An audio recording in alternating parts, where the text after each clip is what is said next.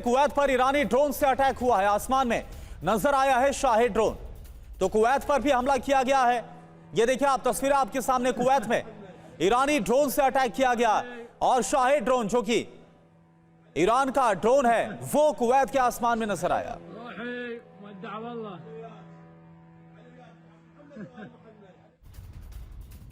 तो वहीं कुवैत में अली अल सलेम एयरबेस पर अटैक हुआ है। कुवैत के अहमद अल जाबिर एयरबेस पर भी अटैक। बहरीन के शेख ईसा एयरबेस पर ड्रोन अटैक की खबर है।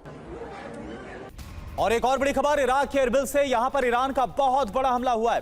अल हरीर बेस पर ईरान ने बोला है हमला। ईरान ने मिसाइल से अटैक को अंजाम दिया। एक रडार सिस्टम को भी मार गिराने का दावा किया गया। ये देखिए आप, इराक के एरबिल की तस्वीरें हैं। ईरान ने बड़े हमले को अंजाम दिया। अल हरीर बेस पर ईरान ने बोला हमला, मिसाइल से हमला किया। एक रडार सिस्टम भी ध्वस्त किया गया है इस हमले में।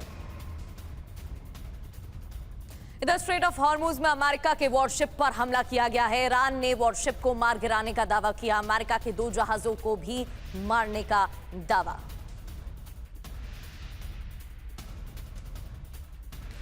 इधर F-16 को लेकर IRGC का बहुत बड़ा दावा। F-16 फाइटर जेट को हमने मार भगाया। फारस की खाड़ी से F-16 को भगाया गया। तो आप देखिए, एक तरीके से ये एक बहुत बड़ी चुनौती पेश कर दी गई अमेरिका के सामने। यूएस ईरान में क्यों तलवार खिंच रही है? आज के हमलों से कुछ घंटे पहले बैठक और ट्रंप ने सिचुएशन रूम में बैठक की। राष्ट्रीय सुरक्षा टीम से डोनाल्ड ट्रंप की मुलाकात हुई और कई मुद्दों पर मंथन।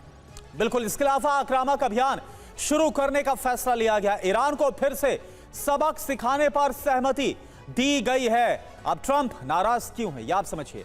दरअसल ईरान ने यूएस ड्रोन को मार गिराया।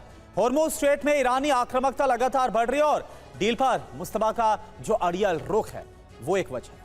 अरब देशों पर ईरानी धौस से भी परेशान हैं। सेंटकॉम ने आज के हमलों की क्या वजह बताई है, ये भी जान लेते हैं। समंदर में अमेरिकी फोर्स को खतरा है, कमर्शियल शिपिंग को ईरान से खतरा है, ये कारण हमलों के पीछे बताए गए हैं।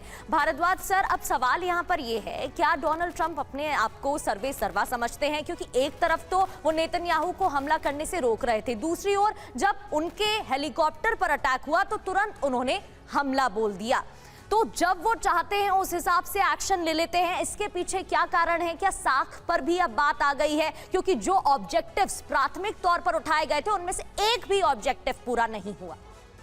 नहीं, प्रगति, आपने बहुत अच्छा सवाल पूछा है और आपने एक बात कही कि अमेरिका और ईरान के बीच में लड़ाई क्यों हो रही है। देखिए, ये बात साफ साफ है कि अमेरिका की तरफ से 2 माइंडसेट काम कर रहा है। एक पेंटागन माइंडसेट है, एक इजरायली माइंडसेट है। वो दोनों माइंडसेट ही अमेरिका की पॉलिसी को इन्फ्लुएंस कर रहे हैं, प्रभावित कर रहे हैं, डिटरमाइन कर रहे हैं। और इधर ईरान में आप मान के चलिए कि IRGC और थियोक्रेट्स का माइंडसेट काम कर रहा है। और ये दोनों कॉन्फ्लिक्टिंग पार्टी है और दोनों कॉन्फ्लिक्टिंग पार्टी जब नेगोशिएशन के लिए बात करेगी तो आप मान के चलिए कि कोई नेगोशिएशन नहीं होगा, क्योंकि दोनों के अपने इंटरेस्ट डोमिनेट कर रहे हैं।